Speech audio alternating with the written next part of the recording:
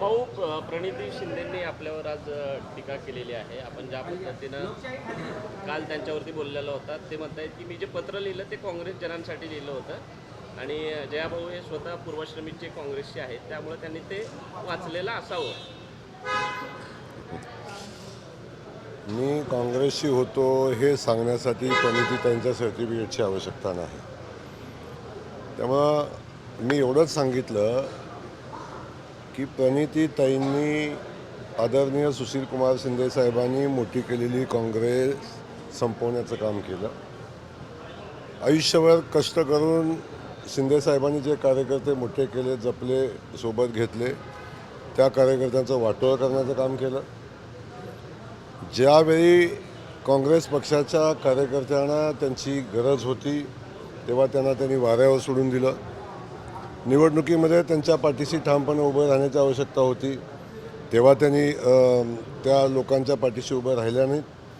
त्यामुळे परिस्थिती अशी झाली की 2 नगरसेवक आल्यावर सुद्धा त्यांना त्याचं समाधान वाटतं आहे आणि 87 नगरसेवक आलेल्या भारतीय जनता पक्षावर टीका करण्याचं काम त्या करतात. त्यामुळं मी बोललो ते त्यांना लागायचं काही कारणच नाही. कारण आपण बघितलं असेल की एवढा मोठा पराभव झाल्यावर सुद्धा मोठ्या मनानं स्वीकारायला पाहिजे होतं. यापेक्षा वेगळं माझं काय मत आहे का? भाऊ आमदार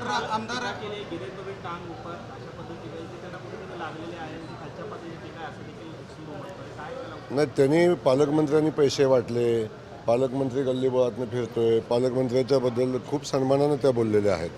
त्यामुळे माझं वाक्य लागण्यासारखंच आहे. त्यांना आपण दुसऱ्याचा सन्मान करा, आपलाही सन्मान करतील लोक. भाऊ जयकुमार गोरे जे आहेत ते आम्हाला धमकी देऊ नये. मी राजन पाटलाला घाबरलो नाही, जयकुमार गोरेलाही घाबरणार नाही असं आमदार राजू खरे म्हणतात. कोण आहे मी त्यांना ओळखत नाही.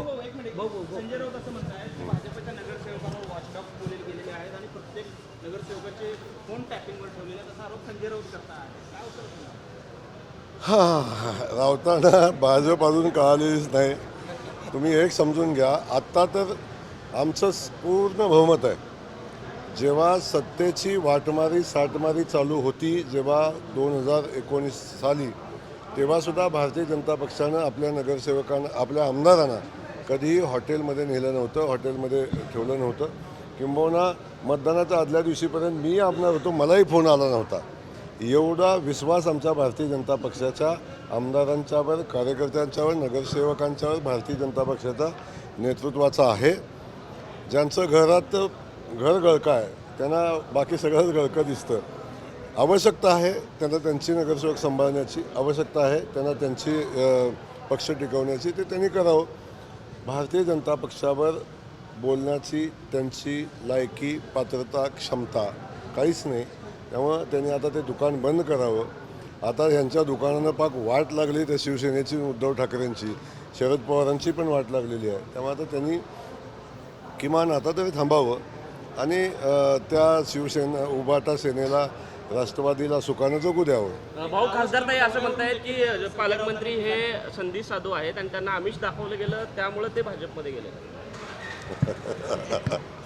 आपण लोकसभेला कुणाकुणासोबत चर्चा केल्या आणि कुठं कुठं चालला होता याच्या संदर्भात मला चर्चा करायला भाग पाडू नका. मी संधी साधू आहे का काय भारतीय जनता पक्ष चांगला जाणतो. मी ज्या ठिकाणी आहे तिथं चांगलं काम करतो आणि आपण त्याचे साक्षीदार आहात. मी सांगायची आवश्यकता नाही. आणि ताईंना माझं सांगणं आहे, ताई जरा आत्मपरीक्षण करा, कशाला दुसऱ्याकडे बोटं दाखवता. बघा आपलं घर कुठं आहे, आपली अवस्था काय, आपल्या पक्षाची अवस्था, आपल्या कार्यकर्त्यांची आवश्यकता. माझं म्हणणं एवढंच आहे की 2 आले तेवढंच नीट टिकवा आणि त्यांची काळजी घ्या, माझी काळजी घ्यायची आवश्यकता नाही. उद्या झेडपीचा लास्ट दिवस आहे आणि 68 जागा आहेत. 50 पारचा नारा काय असणार आहे का झेडपीला? झेडपी 68 जागा आहेत, उद्या लास्ट दिवस आहे. जे आगामी झेडपी निवडणुकीत 50 पारचा नारा वगैरे काय असणार आहे का? मी आपणाला सांगितलेलं आहे की भारतीय जनता पक्षाचं कमळ सोलापूरच्या जिल्हा परिषदेवर फडकवणं हा आमचा नारा आहे. हे आमचं उद्दिष्ट आहे आणि त्या उद्दिष्टाच्या पूर्तीसाठी आम्ही ताकदीनं प्रयत्न करू. भाऊ सांगोल्यामध्ये युतीबाबत काय काय सांगोल्यात शिवसेना आणि भाजपची युती असं शहाजी पाटील हो, आम्ही शहाजी बापू आणि मी सातत्यानं सांगितलं, बापूंनी तेव्हाही सांगितलं, आजही आम्ही सांगतो की आम्ही समविचारी आहोत. त्यामुळं आम्ही युती करून निवडणूक लढू. अजून खूप चर्चा चालू आहेत. इथे परिस्थिती अशी आहे, आत्ता काय होतं आणि 10 मिनिटांनी काय होईल हे कधी महापालिकेत 75 पारचा नारा होता. आता कधी होणार आहे? तुमची इच्छा असेल तेव्हा. बापू महापालिकेमध्ये 75 पारचा नारा दिला होता. त्या पद्धतीनं जिल्हा परिषदेमध्ये कुठला नारा किंवा काही वाटतं? एवढं स्पष्ट आणि क्लिअर सांगितलं की भारतीय जनता पक्षाचा झेंडा सोलापूर जिल्हा परिषदेवर फडकवणं हा आमचा नारा आहे आणि ते उद्दिष्ट घेऊन आम्ही पुढे चाललो.